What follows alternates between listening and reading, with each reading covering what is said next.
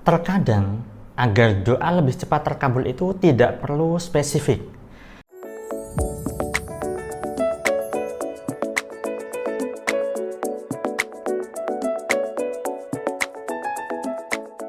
Assalamualaikum warahmatullahi wabarakatuh. Jumpa lagi dengan saya, salam dan salam berlimpah. Sahabat, kali ini saya ingin bahas tema terkait dengan doa ya. Nah, ini seringkali saya bahas juga.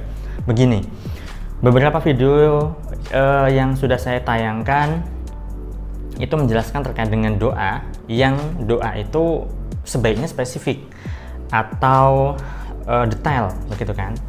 Namun terkadang begini, ada persoalannya bagaimana?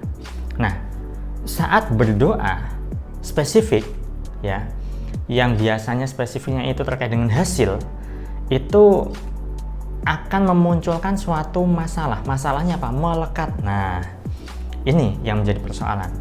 Ya Allah, aku ingin atau mudahkanlah urusanku dalam A, B, C dan seterusnya.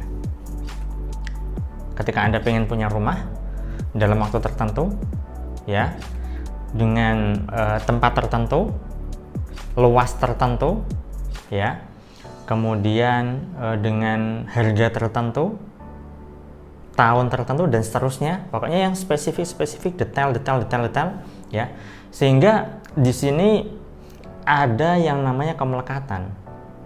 Ketika ada melekat, nah ini yang menjadi persoalan. Padahal saat melekat inilah sesuatu yang bisa menghambat apa yang kita inginkan itu terwujud. Maka dari itu, terkadang ketika Anda sudah seringkali berdoa dengan cara spesifik itu, Anda perlu samarkan. Maksudnya samarkan bagaimana? Nah, samarkan di sini karena Anda sudah seringkali mengucapkan doa yang spesifik itu, maka Anda perlu begini. Ya Allah, ya Tuhan, aku memang ingin A, B, C, D, tetapi apapun nanti hasilnya, aku serahkan semuanya pada Engkau, ya Allah. Ya.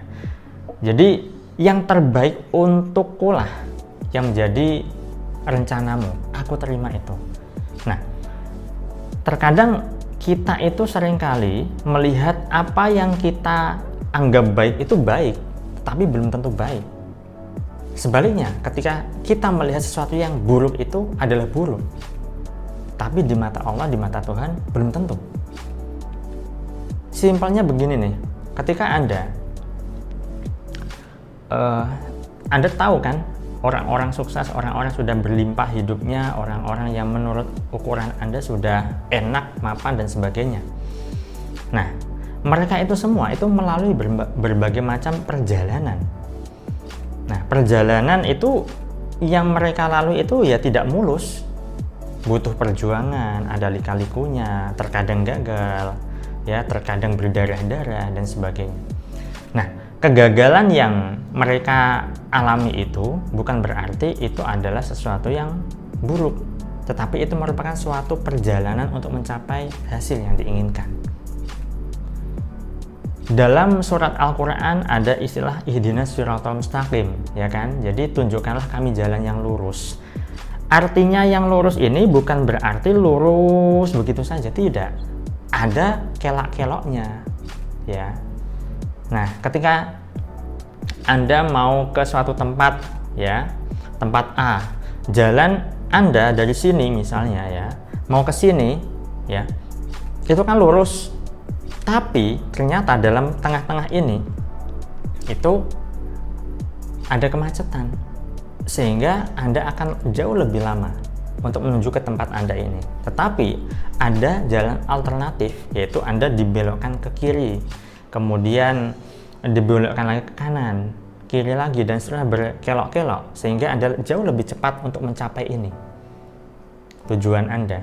Nah, jadi di sini ketika Anda berdoa dengan cara spesifik dan sudah sering kali Anda ucapkan, lantas ada rasa kok belum terwujud ya?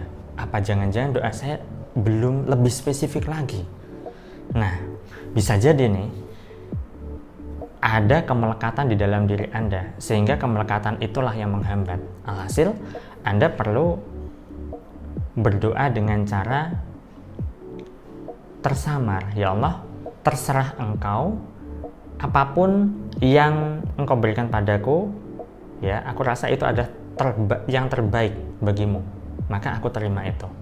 Nah, Anda perlu yang namanya berserah. Lagi-lagi adalah berserah, sahabat. Karena keberserahan ini itu adalah ilmu tertinggi.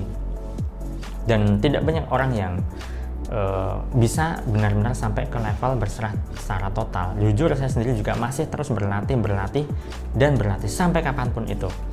Karena yang namanya keberserahan itu, ya, kita menyerahkan segalanya, segala apapun yang kita miliki, tujuan kita, impian kita, ya, yang saat ini masih kita nikmati, itu kita serahkan pada Tuhan. Karena kita perlu sadar bahwa segalanya itu pemberian dari Allah, pemberian dari Tuhan. Nah, kalau misalnya sudah diberi lalu diambil lagi, ya udah, ya kan? Kalau misalnya belum tercapai padahal kita sudah melakukan berbagai macam upaya, ya sudah, ya, karena memang Allah maunya begitu. Maka dari itu kita perlu yang namanya berlatih untuk memiliki berbagai macam sudut pandang yang lain, sehingga kita tidak sempit sudut pandangnya. Kalau misalnya sesuatu yang menurut kita nggak baik, berarti ya nggak baik, belum tentu. Kita perlu berlatih, belajar untuk mengubah sudut pandang kita. Ketika kita mengalami sesuatu yang tidak kita inginkan, misal gagal, bukan berarti kita gagal. Ya, kalau misal kita masih mau terus berproses untuk mencapai apa yang kita inginkan, berarti belum gagal. Gagal itu ketika kita berhenti berupaya. Ya, Anda perlu berlatih untuk mengubah sudut pandang Anda sehingga Anda memiliki kesadaran yang lebih tinggi, kesadaran yang luas. Alhasil, Anda pun akan hidup jauh lebih bijak. Itu saja yang bisa saya sampaikan pada kesempatan kali ini. Saya doakan agar hidup Anda berlimpah dan dimudahkan rezeki. Saya salam terima kasih dan salam berlimpah. Assalamualaikum warahmatullahi wabarakatuh.